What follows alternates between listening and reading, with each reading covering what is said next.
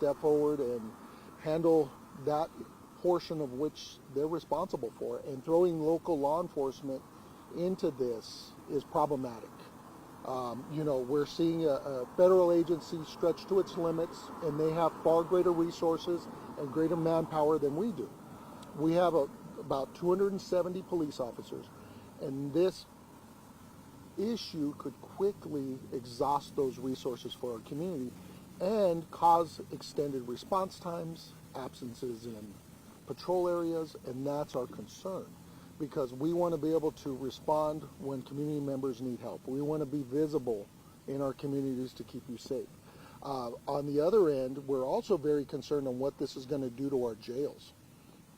If we see an influx from our state partners come in and enforce this new law, if it does become a law, we could see an influx in our jails, which ultimately gets passed off to our taxpayers.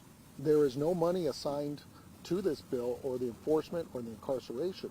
So it's a very big concern for taxpayers too. Trying to simplify complex immigration law, one state law, is really baffling, and it's not the fix. This law definitely came into effect out of frustration between the state and the federal government, and now it's thrown law enforcement in the middle. Just one follow-up, I'm sorry. And give me a sense about what the current numbers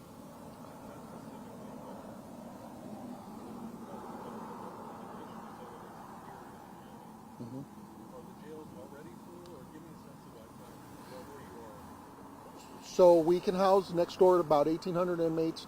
Downtown we can hold over a little over 1,100. Now downtown is undergoing renovations. So we're closing floors, which limits our capacity because we need to renovate that facility, which we are ongoing. So that affects our numbers. We are near capacity because we are holding the highest number of state inmates we've held in years. So we want to, we want the community to know that this could put us in a situation where we could see jail closures because we would be at capacity. Jail closures happened back in the 90s, and we don't want that to happen again because we would pretty much book people, release them on a summons, and they would be on their own recognizance, and that's irresponsible.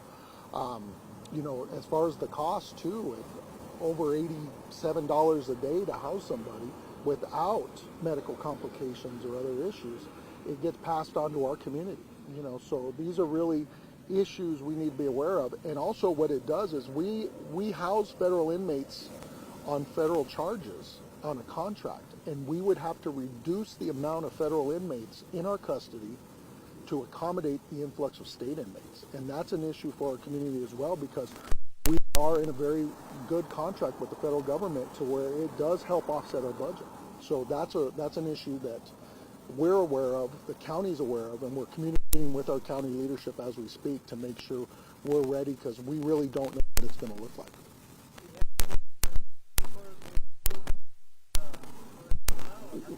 So we are not going to prioritize this, across it. Of course, they're going to force it. We're not going to prioritize it. We're participating in task forces. We're seek to receive grant funding to bring it to our community. So this is a law that complicates the issue. Really is, you've heard it over and over again, where it's a racial profiling issue as well, and that's our concern. Our department has been very, very fortunate to not have any racial profiling complaints for several years. We want to maintain that standard because that's a trust built with Paso, and El Paso has us. So it's very important that we have that. And, so we've got concerns as well. You mentioned community trust. What do you mean that people may see you guys as another immigration agency and not denounce crimes such as domestic violence and stuff like that? In a border community like El Paso, there's a reluctance to call law enforcement because we don't want the community to feel that your status here is going to cause for deportation or you to be arrested. We want you, if you're a victim of crime, to speak out, hold individuals accountable, hold those that have committed the crimes accountable, and maintain that trust between us and the community. So that's very, very important to us. So, yes, ma'am.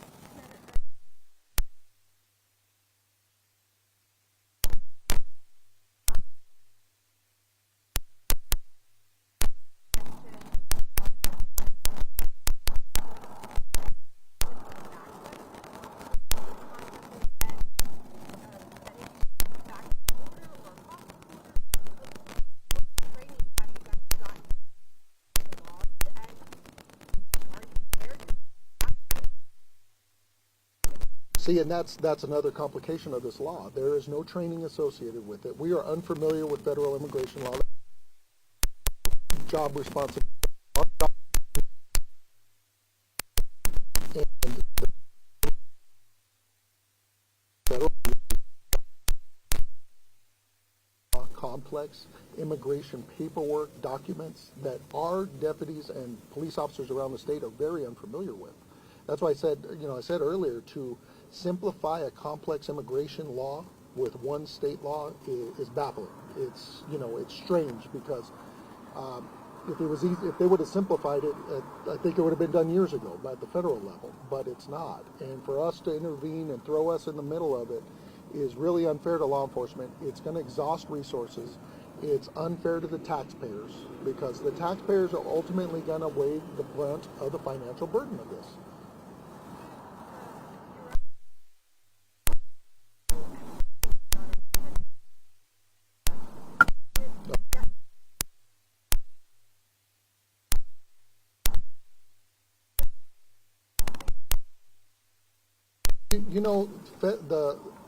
There needs to be a bipartisan effort in Washington that comes up with immigration reform that has been discussed over,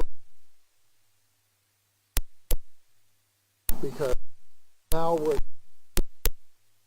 local enforcement is being asked to do too much, and here we are being asked to do this, and we're unfamiliar with it. It's something we've never done before in our careers, and just like I said earlier, immigration documents are complex. They're new. Ability, we could send somebody that's here legally, or even a United States citizen, arresting them, and that's something we're concerned about.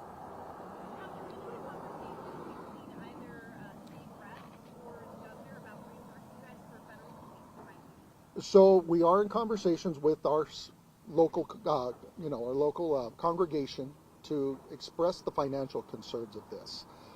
As to where the governor's office will take it, we're not really sure, but we are expressing our financial concerns because, we're already in a very heavily taxed community, and to put this burden on our taxpayers, so we really don't know what it's going to look like. We could end up, with no arrests, but we could end up with 200-300 arrests. We're not sure.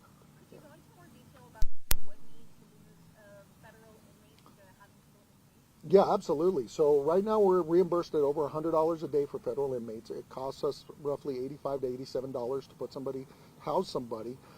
So there is a financial concern there because we always want to hold as many federal inmates as we can accommodate, because it does help us financially and it helps the taxpayers because it gives us beds. We've leased the bed space. It gives us financial obligations from the federal government for our officers, and that way we have the personnel.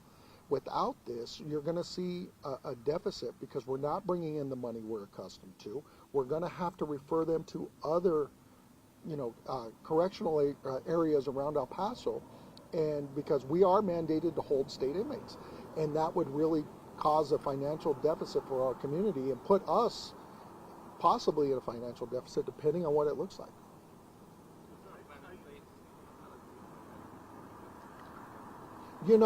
It's just like we said, it's not going to be prioritized. I think, it's unfair for us to tell our officers not to enforce a law. A law is on the books. If they run across it, then of course they're going to have to take action regardless of what the law is. But it's not going to be prioritized, and we're not going to go out and seek federal funds, seek grant funds to target just this law. So we have a plan in place, but we're also going to have to come up with a training plan to prepare our officers if this does come into effect.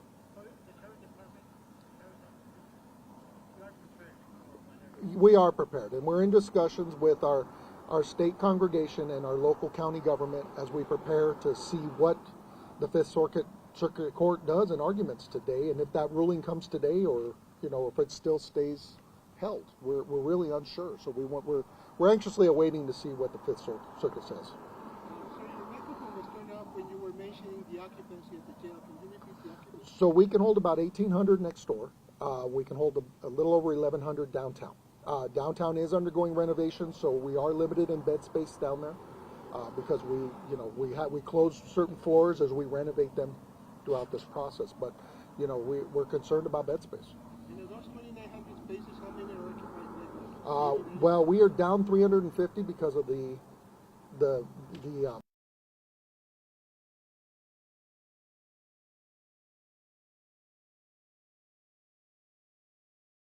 bed space we can't account for.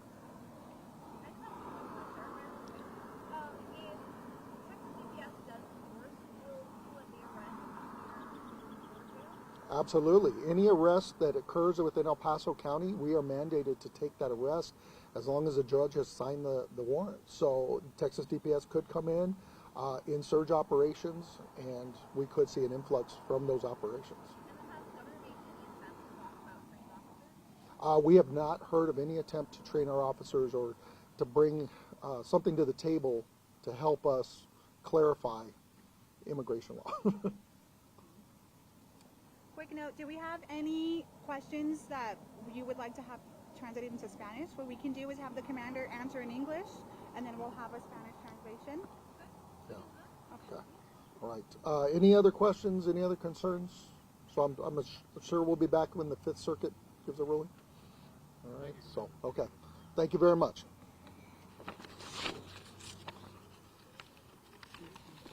Thank you all for being here.